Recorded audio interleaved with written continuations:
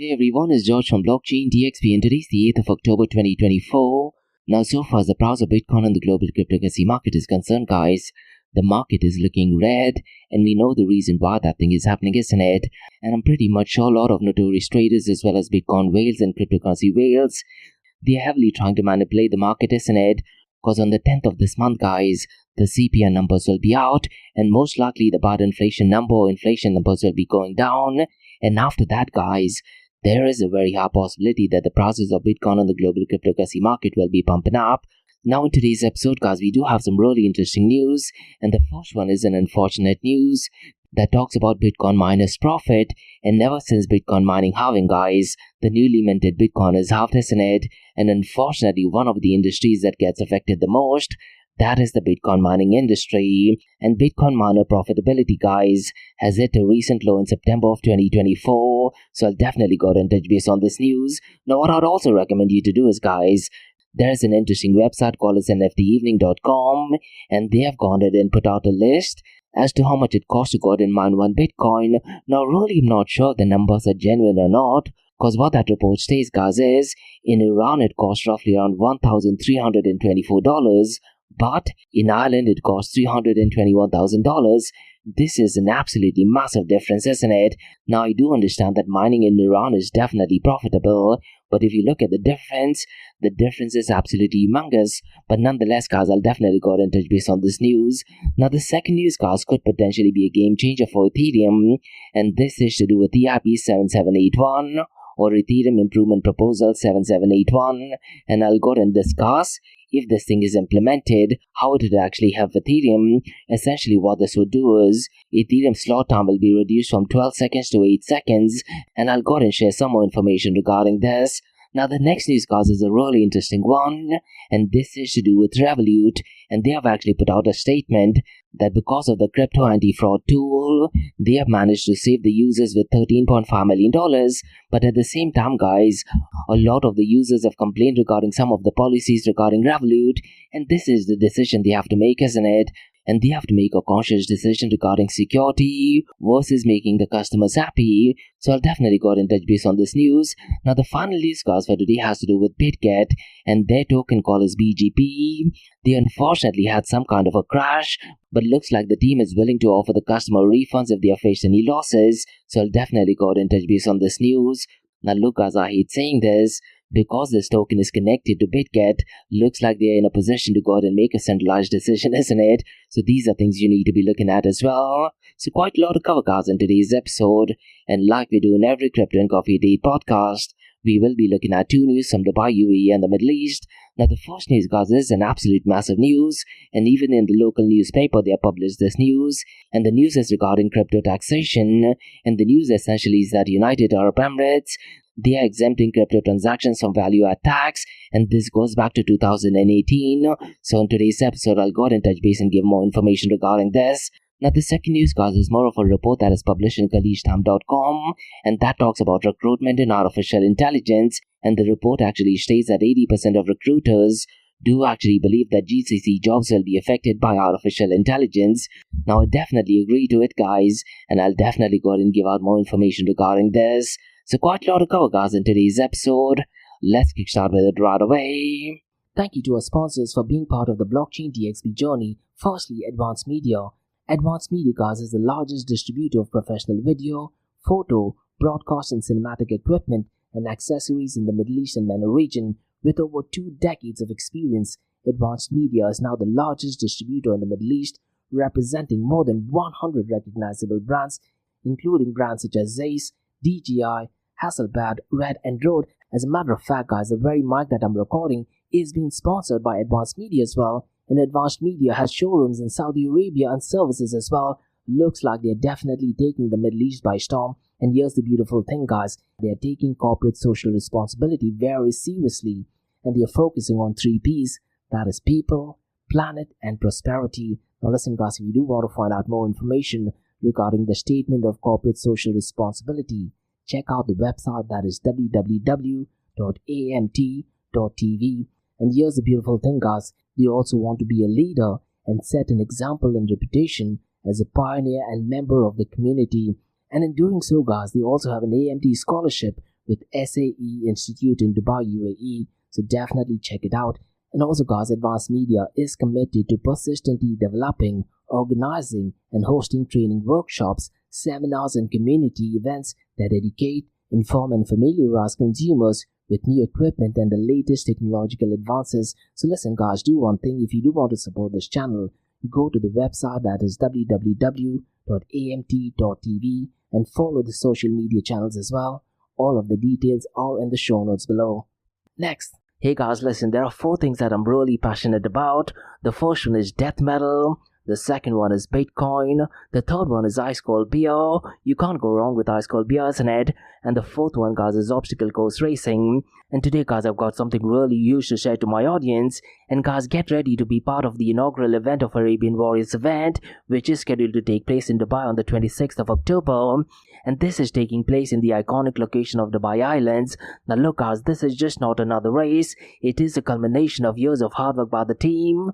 And Arabian Warriors, guys, is born in the Middle East with strong Middle Eastern values, and their goal is pretty simple, guys.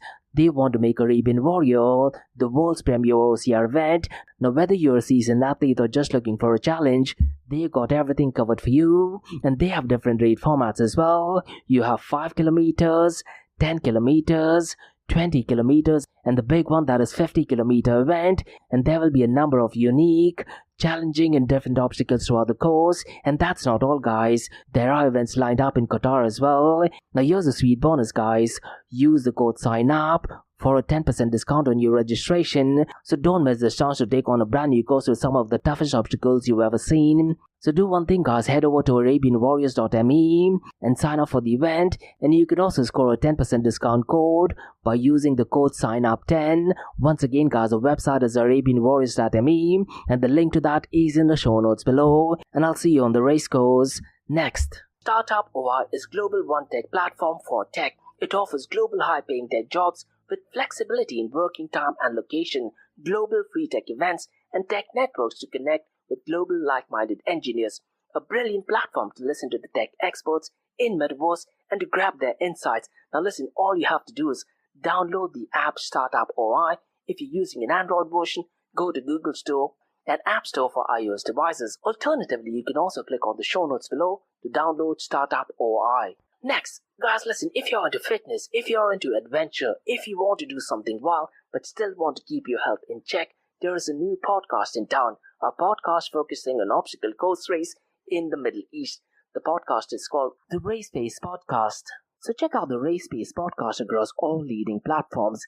And the Race Pace Podcast is a peer-to-peer community-driven podcast where they talk all about obstacle course race in the Middle East, from Sandstorm to Spartan Race, from Tough Mudder to Desert Warrior Challenge, and also the Government Gov Games, and quite a lot more. The podcast has interviews with athletes locally and internationally to get inside scoop on how athletes prepare for obstacle course race. In the podcast, they also talk about interesting stories on why they are motivated to do obstacle course race. And that's not all. They also plan to release 7 NFTs. And these NFTs are no ordinary. These NFTs will represent every emirate in the UAE. And listen, guys, these NFTs are going to be absolutely massive. So do one thing, go to Spotify, go to iTunes, go to any leading podcasting platform. Check out the Race Pace Podcast across all leading platforms. And finally, guys, not your keys, not your crypto. If you have dabbled with cryptocurrencies and now are seriously getting to protect your cryptocurrencies, there is no better way to protect it by using a hardware wallet. And this is where Ledger Wallet kicks in. And Ledger Wallets are hardware cryptocurrency wallets made by Ledger, a company headquartered in Paris, France. And Ledger's hardware wallets are multi-currency wallets that are used to store private keys for cryptocurrencies offline. And Ledger offers 2 hardware wallets, the Ledger Nano and Ledger Nano X wallets. They are world-class experts with extensive crypto security backgrounds. They continuously look for vulnerabilities in Ledger products in a constant effort to improve the level of security. Now, in today's world, securing these digital assets is a critical challenge, and this is where Ledger kicks in. So click the link below to buy your hardware wallet and support this podcast. It is a brilliant way to support this podcast. So what are you waiting for? The link is in the show notes below. Now guys, since you've taken care of that, let's kickstart by looking at the global cryptocurrency market. Now the global cryptocurrency market, guys, unfortunately has gone down. and today it is at $2.16 trillion. I wouldn't be surprised, guys, in the next 24 to 48 hours if the prices are on a downtrend, because a lot of people are actually anticipating the CPI numbers, isn't it? Now look, guys, the only website to look at the inflation or bad inflation number is the Bureau of Labor Statistics, and the website is www.bls.gov. Now, because this report is going to be out on Thursday, guys, I won't be covering it in my regular Crypto and Coffee Date podcast, but in the episode that I release on Monday, that is on 14th of October, I'll definitely go ahead and touch base on this news. Now look, as these macro level factors ideally should not be affecting the price of Bitcoin and cryptocurrency, isn't it? Because when you talk about the innovation of Satoshi Nakamoto, guys, the Bitcoin white paper essentially was a movement towards separation of money and the state. But look, as we are at least a couple of decades away, where these factors do not have absolutely any impact so far as the price of Bitcoin and cryptocurrency is concerned. Let's see, guys, when we are able to achieve that. Now, so far as the total cryptocurrency market cap is concerned, guys, it is down by 2.36%, and the market cap of Ethereum has fallen down miserably once again. But if you look at the 24-hour trading volume, guys, it is at $79.29 billion, and since the last 24 hours, it is actually up by 47.45%. Now, so far as the volume of stablecoins is concerned, guys, the numbers are kind of okay. I would have really liked to see the numbers of stablecoin crossing the $100 billion mark, so I'll definitely go ahead and touch base on that. But before that, guys, let's go ahead and look at some matrix that does not make absolutely any difference no matter what is happening in the Bitcoin, cryptocurrency, and the blockchain world, and that is to do with DeFi. And the volume on DeFi, guys, unfortunately is only at $4.08 billion, and DeFi as of today is accounting for only 5.15% of the total crypto market 24-hour volume. And if you look at the total value locked, guys, it is at $82.79 billion, with Lido still dominating so far as total value locked is concerned, and its total value locked is $23.83 billion. Now, decentralized exchange dominance today, guys, is at 22.23%. Ideally, guys, when the prices are going down, I'd really like to see this number around the 25 to 30% mark. Unfortunately, guys, looks like people are just not using decentralized exchanges in it. Now, so far as the volume of decentralized exchange is concerned, Uniswap's volume has definitely pumped up a lot since the last 24 hours, guys. Today it is at $1.65 billion, and PancakeSwap's volume is at number 2nd. Its volume is $741.4 million. Radium is at number 3rd, guys. Its volume is $598.10 million. Aerodrome is at number 4th. Its volume is $507.28 million. And at number 5th, guys, is Orca. Its volume is $425.34 million. Now, as I mentioned earlier, guys, the volume of stablecoins is better since the last 24 hours. But I would have been content if this volume was around the $100 to $120 billion mark, because that would actually mean that after the CPI numbers, there is a very high possibility for the prices to pump up, isn't it? Because it would essentially mean that people are parking a lot of the cryptocurrencies onto stable coins. So let's see, guys, if the volume of stablecoins increases by tomorrow and the day after. Now, as of today, it is only at $73.32 billion, and stablecoins as of today is accounting for 91.21% of the total crypto market 24-hour volume. And it's no surprise, guys, that Tether USDT is leading the pack, and its volume is $60.33 billion. Now, the volume of Circle USDC, guys, since the last 2 weeks has been pumping up, and today it is at $6.60 billion. Now, what I'd really recommend you to do is, guys, try to keep an eye on what is going on regarding Circle USDC, because I've been saying this in the last 2 weeks, that I wouldn't be surprised, let's say 3 to 5 years down the line, Circle USDC's volume will be in power Tether USDT, because so far as Europe is concerned, Circle USDC is trying to be compliant, isn't it? And roughly around 2 weeks ago, guys, they also implemented programmable wallets, and they are trying to be more compliant. Now, unless that the USDT goes ahead and implements something similar, I do feel that Circle USDC will aggressively be competing with Tether USDT. Now, so far as the volume of FDUSD is concerned, it is at number 3rd at $5.35 billion. Now, let's look at the market cap. 24-hour trading volume and dominance between Bitcoin and Ethereum. Now, so far as the market cap of Bitcoin is concerned, guys, it is at $1.22 trillion, whereas Ethereum's market cap has gone below the $300 billion mark. It is at $291 billion. Now, if you look at the 24-hour trading volume, guys, Bitcoin's 24-hour trading volume is $33.46 billion, whereas Ethereum's 24-hour trading volume is only at $16.40 billion. Now, look, as in an idealistic world, if the prices of Bitcoin is going down, I would really like to see the 24-hour trading volume to increase. and along with that, the volume of stable coins to increase as well, because that would have given me some solid confidence that people are buying a lot of stable coins and they're just temporarily parking it, isn't it? Let me know, guys, if you agree to my assessment or disagree to it. Now, so far as the dominance is concerned, guys, Bitcoin's dominance is at 56.88%, whereas Ethereum's dominance looks like it is going down, and it is at 13.50%. And in today's episode, guys, we'll go ahead and discuss a really interesting proposal, that is Ethereum Improvement Proposal 7781. And could this be another game changer for Ethereum? I highly doubt it. As the promises are concerned, guys, looks like the numbers are not reflecting that so far as Ethereum is concerned, isn't it? But nonetheless, guys, I'll definitely go ahead and give out more information regarding this. Now, what I want to do next, guys, is I want to run through the market cap of meme coins. And looks like Dogecoin is still the king of meme coins, and its market cap is at $15.79 billion. Shiba Inu is at number 2nd, guys, and its market cap is at $10.25 billion. Pepe Coin is at number 3rd, its market cap is $4.07 billion. Dogwave that is at number 4th, guys, and its market cap is at $2.53 billion. And at number 5th is Bonk, and its market cap is at $1.51 billion. Now look, guys, these metrics are definitely great, but if you were to actually compare to the market cap of privacy coins, the market cap of privacy coins is absolutely horrendous, isn't it? And unfortunately, guys, what that means, people are just not concerned about privacy. And look, as I openly say this, when it comes to privacy, a lot of CEO, CTO, and tech founders, they are just using privacy as a tool in order to go ahead and get more funding from venture capitals and investors. Because so far as usage is concerned, people are just not using privacy coins. Because look, Monero is the king of privacy coins, and its market cap is below the 3rd market cap of meme coin. So that gives you an idea that the world is not concerned about privacy coins as such. Rather, they are focusing on meme coins. This is absolutely sad, isn't it? But unfortunately, guys, that is just the fact. Now, guys, let's go ahead and look at the king of all kings, that is Bitcoin. And the price of Bitcoin, guys, is at $62,127. And since the last 24 hours, it is down by 2.21%. And since the last 7 days, it is almost down by 3% actually. It is down by 2.94%.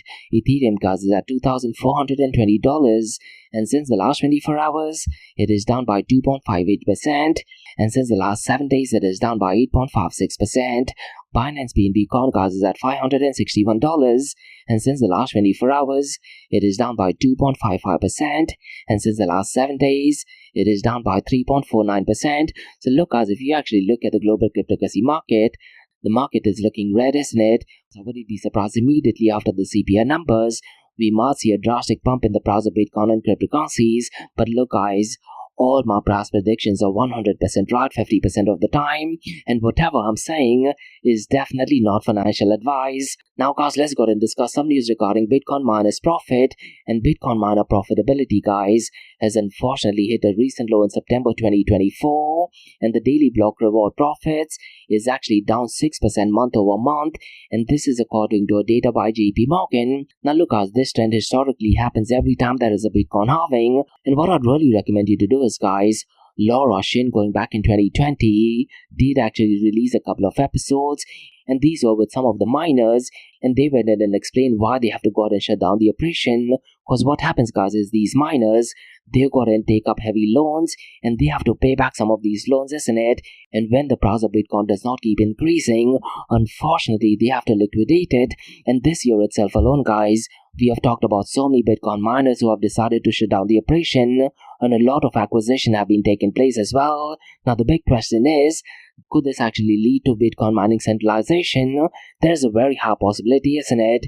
And regarding the Bitcoin mining profitability, guys, this marks the 3rd straight month of declining revenue, despite a moderate rise in Bitcoin prices. Now, the drop, guys, is clearly linked to Bitcoin halving, isn't it? Where the miner rewards are cut by 50%, potentially causing a 10 billion annual revenue loss. Now, while the mining industry has grown significantly, competition and reduced rewards are actually making it harder for miners to stay profitable. And earlier this year, guys, James Butterfield, who's the head of research for CoinShares, he did actually put out a blog where he actually stated that it is more profitable for Bitcoin miners to go out and put the equipment for AI-related services, because that way they will be ending up making up more money. And there is a really interesting website, guys, called as nftevening.com, and they actually put out statistics as to how much it costs to go out and mine one Bitcoin, and they've also put up a list for 10 least profitable countries for Bitcoin mining. So the link to that, guys, is in the show notes below, and what that link actually states is that Ireland is the least profitable country for Bitcoin mining, and the cost associated to go out and mine one Bitcoin in Ireland is $321,112. Now look, as if the price of Bitcoin is hovering around the $60,000 mark, it does become extremely expensive to go out and mine in these areas, doesn't it? But so far as Iran is concerned, guys, what this website states is that it costs only $1,324. Now this is a stark difference, isn't it? And is this the reason why there is so much of chaos going on in the Middle East? Definitely possible, in my opinion. Now the report also states, guys, that regarding United States of America, despite being the largest Bitcoin mining hub, it is an extremely tough place for solo miners, and it costs around $107,000 to go out and mine one Bitcoin. So what I'd really recommend you to do is, guys, in the show notes below, go out and look at the top least mining countries. Now the report also states, with the energy it takes to go out and mine one Bitcoin, a Tesla Model 3 could actually go around the earth more than 86 times. Really interesting matrix, isn't it? And what is a bit interesting to know, guys, that 8 out of the 49 countries where Bitcoin mining is profitable have actually gone ahead and banned cryptocurrencies. So look, guys, it's going to be really interesting to see if Bitcoin can actually switch from proof of work to proof of stake. I definitely don't think so. That should be a good idea. But look, guys, BlackRock is now heavily invested in Bitcoin, isn't it? And BlackRock has heavily invested in Coinbase as well as in MicroStrategy as well. And knowing the notorious history of BlackRock, who are focused on ESG, I'm pretty much sure they could directly or indirectly force some of these companies as well as some of the miners to go out and switch from proof of work to proof of stake. I'm definitely hoping that thing does not happen. Now, guys, let's go and discuss some massive news regarding Ethereum and Ethereum EIP-7781, that is Ethereum Improvement Proposal 7781, is focusing on reducing Ethereum slot time from 12 seconds to 8 seconds, and this particular proposal, guys, is by Ben Adams, and essentially, guys, there are 3 areas that he's focusing on. The first one is reduce base rollup latency. The second one is increasing transaction throughput by approximately 33% without actually increasing individual blocks or blob counts. And the third one, guys, is distributing bandwidth usage over time to lower peak bandwidth requirements and maintain network efficiency. Now, if you do need the official post, guys, the link to GitHub is in the show notes below. Now, the big question, guys, is what is the benefit by doing this? And Ethereum Foundation researcher Justin Drake has actually noted via GitHub that reducing block times to 8 seconds would actually make decentralized exchange platforms like Uniswap 1.22 times more efficient, and this particular change could help close pricing gaps between on-chain and off-chain trading venues, saving users $100 million per year. Definitely profitable, isn't it? Now look, guys, if you're a developer, I would definitely recommend you guys to go ahead and check it out, because this potentially could be another game changer for Ethereum, isn't it? But look, guys, so far as the usage is concerned, I really am not sure if people are using decentralized apps, and so far as the volume of decentralized exchange is concerned, granted it is great, but look, when you talk about Ethereum to be in existence for almost a decade, the volume of decentralized exchange honestly should have been at least 5 times or 10 times of what it is right now. But let me know, guys, what are your thoughts regarding Ethereum Improvement Proposal 7781. Now, guys, let's go ahead and discuss some interesting news, and this is to do with Revolut's crypto anti-fraud tool. Now, Revolut, guys, they're actually claiming that it has successfully blocked $13.5 million in potentially fraudulent crypto transactions, and this is between 1st of June and September 1st, 2024 alone. Now, the company, guys, has faced increased scrutiny over fraud complaints throughout 2024, but it maintains that its proactive measures have helped prevent significant losses, and in 2023, guys, Revolut is actually claiming that they have saved users over $590 million in fraudulent activities, and this is according to Woody Maloff, who's the firm's head of financial crime and fraud, and he's actually outlined that these fraud attempts have often involved sophisticated scams, including celebrity endorsements, deepfakes, and AI-generated schemes as well. And Revolut security measures, guys, include real-time monitoring of suspicious patterns, 2-factor authentication, and 24/7 support as well. Now, with artificial intelligence, guys, identifying crypto fraud should be much more easy as well, isn't it? Now, regarding Revolut's anti-crypto fraud tool, guys, what they are claiming is that their anti-fraud tool alerts users of suspicious activities during transfers, and while 92% of transactions are processed without issues, The remaining 8% undergoes additional reviews to comply with anti-money laundering regulations, and only 0.2% of transfers result in account closures after further review. And Revolut guys continues to refine its process and follow strict financial regulations, incorporating biometric verification features like wealth protection, finance security as well. Now look, as that thing being said, a lot of people are complaining regarding some of the security features as well. But look, as the business entity, you gotta go and keep your customers' funds safe, isn't it? And in addition to anti-fraud efforts, guys, Revolut has also criticized Meta for its role in facilitating scams, claiming that 62% of fraud reports to Revolut in the first quarter of 2024 did actually originate from Meta's platform. Now it's really important to note, guys, that the criticism of Meta came as Revolut faced backlash for a rise in fraud complaints, with some customers reporting loss as high as $14,000. And based on an article via Bloomberg, Revolut has been accused of rejecting refunds for scam victims, including one case where an investor lost £40,000, which is $52,300. Now, Bloomberg report guys also states that Revolut didn't actually come under fire due to a surge in fraud complaints, with investors suffering up to $14,000 in losses due to scams to their Revolut accounts. So let me know, guys, if you're a user of Revolut and what are your user experience. Now, based on my understanding, guys, because they are centralized exchange, I'm kind of content that they're using anti-fraud tool, because they will be held responsible if anything goes wrong, particularly so far as EML, terrorism financing, or any legal drama is going on, isn't it? But nonetheless, guys, if you're a user of it, and if you do want to share any of your experience, mention them in the comments below. Now, guys, let me go ahead and touch base on some drama regarding BitGet. And BitGet's token, that is BGP, experienced unexpected volatility due to market conditions. But the good news is that the team is assured that BitGet will fully compensate for any asset losses, and the entire completion process will actually take 72 hours. Now look, guys, regarding this token, it's really important to note that this is a token which is heavily associated with the exchanges in it, and they have gone ahead and made a very centralized decision to go ahead and compensate the users regarding this. Now look, guys, so far as Bitcoin is concerned, no one can offer any compensation, isn't it? So these are things you need to factor as well. Now, while this news definitely sounds great, it also clearly implies, guys, that the exchange token has a very centralized team making the decision, and that is how it's going to work so far as exchange token is concerned, isn't it? So let me know, guys, what are your thoughts regarding this. So these were the news, guys, on the cryptocurrency and blockchain world. Now let's look at two news from Dubai, UAE and the Middle East. Now the first news, guys, is definitely a very massive one, and the United Arab Emirates, they are exempting crypto taxation for value-added taxes. Now look, guys, the official link to this is via a website called tax.gov.ae, and it's really important to note, guys, that the changes are retroactive, impacting all virtual asset transactions since January 1st, 2018. So let me do one thing, guys. Let me go ahead and give out information that is connected to cryptocurrencies and virtual assets, because the regulations, guys, defines virtual assets as digital representation of value that can be traded or used for investment, but it does exclude fiat currencies or financial securities, and transactions involving virtual assets, including cryptocurrencies, are exempt from VAT as long as they are not part of any service or product involving a fee, and the conversion of virtual assets into other form, such as, let's say, crypto to fiat currency or vice versa, is also exempt from VAT. This, to be honest, guys, is such a brilliant move, isn't it?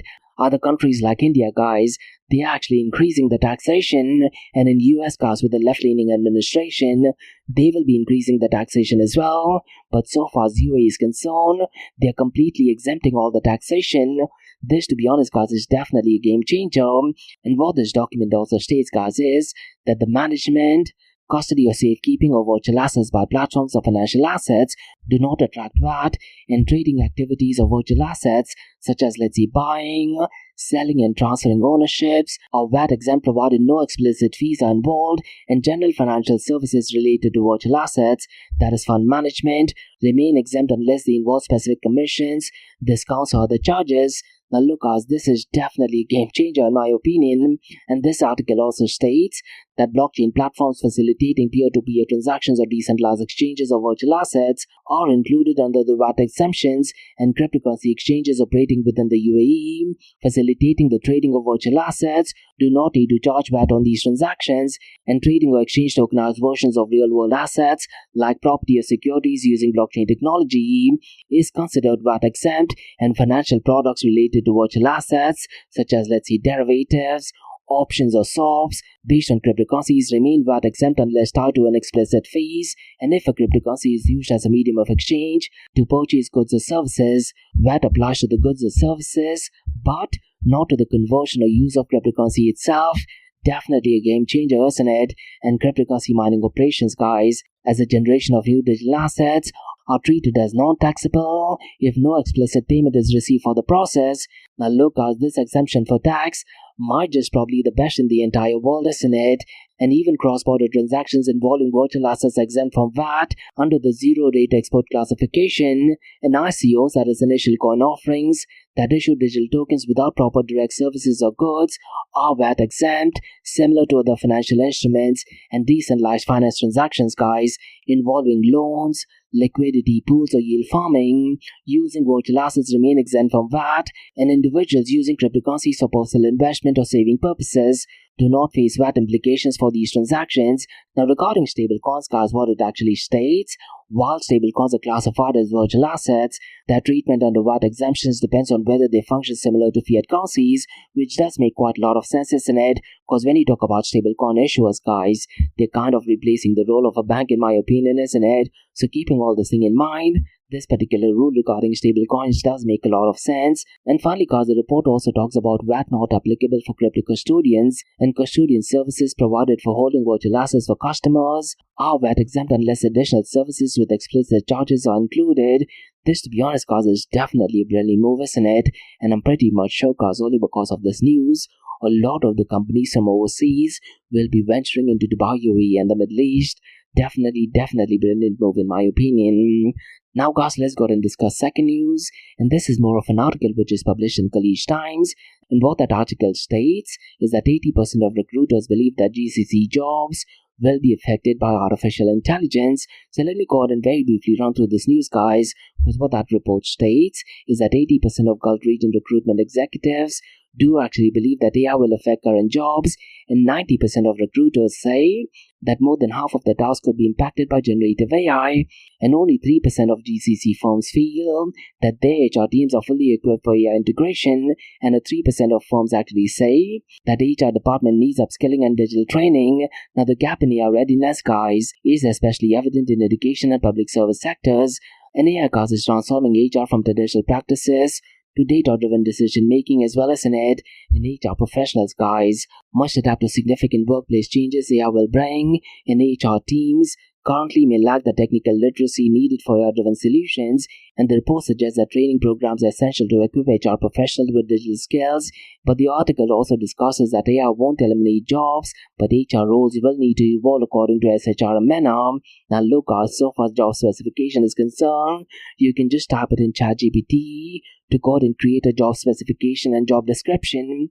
So those roles I do feel will be completely eliminated. Now the report also talks about the talent acquisition and retention will be the top priorities for GCC HR executives, and other top priorities include employee well-being, as well as talent development and leadership development. Inclusion and employee engagement are also the keys, and digital transformation and technology adoptions are emerging HR priorities, and HR compliance and governance, guys, will be critical areas of focus for the team, and budget constraints and skill shortages challenge HR teams' AI efforts, and the impact of AI on organizations and business demands is increasing right now, isn't it? And the report also touches base on the HR execution plan to use AI to implement application tracking systems, also called as ATS, and chatbots for recruitment as well. Now look, as roughly around 3 months ago, I did talk about a company that did actually try to go ahead and involve AI in decision making for recruiting individuals. So look, so far as artificial intelligence is concerned, it is definitely going to be a game changer, isn't it? So these were the newscasts on the cryptocurrency, blockchain, and artificial intelligence world from Blockchain DXB. In case if you like listening to this podcast, please click on the follow button, give it a 5-star rating, and share the word across. Now for the next few minutes is going to be an Ask Me Anything series, where you listeners can ask any questions regarding Bitcoin, blockchain, beyond blockchain, cryptocurrencies, NFTs, DeFi, and Metaverse. So let's kick start with the Ask Me Anything series.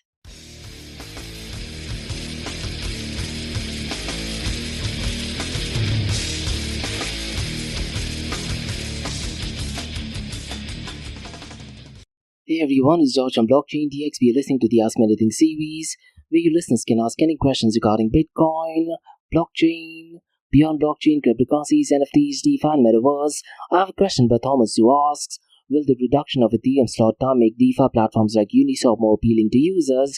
Now the answer to that is an obvious yes, because look, reducing Ethereum slot time from let's say 12 seconds to 8 seconds will have a direct and significant impact on DeFi platforms, let's say like Uniswap, isn't it? But so far as the use is concerned, I really am not sure if average individual people are actually using it. I do feel that Uniswap is heavily associated by centralized exchanges who are using a lot of decentralized exchanges, and roughly around a year ago, Thomas, Uniswap did actually do a survey asking people as to why the user activity is less, and the answer to that was pretty simple. It is all about user experience, isn't it? But regarding your question, faster block times mean reduced latency for rollups, which will increase transaction throughput by roughly around 33% based on the article, isn't it? And this boost, I do feel, Thomas, will actually increase speed, and hopefully it can enhance user experience as well, and it can do that by closing the price gaps between on-chain and off-chain trading venues, and as a result of this, users will be able to see more accurate pricing and fewer delays during trading. But look, when you talk about user experience, that is completely a different topic altogether, isn't it? But regarding your question, the efficiency gains could also save traders millions annually as mentioned in the post, making platforms like Uniswap or other decentralized exchanges even more attractive for high frequency and retail users alike. So the answer to that is yes, the move will likely increase Uniswap's appeal to broader use base and definitely other upcoming decentralized exchanges as well. So definitely a really short and sweet question.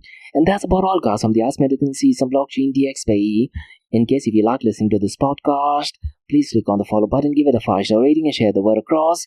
Remember, Monday to Thursdays, 8 am to 8:30 am, we have Crypto with Coffee podcast, where we cover top news and information pertaining to the price of cryptocurrencies, some major breaking news, occasionally short and sweet news as well, news that has an impact in the cryptocurrency world.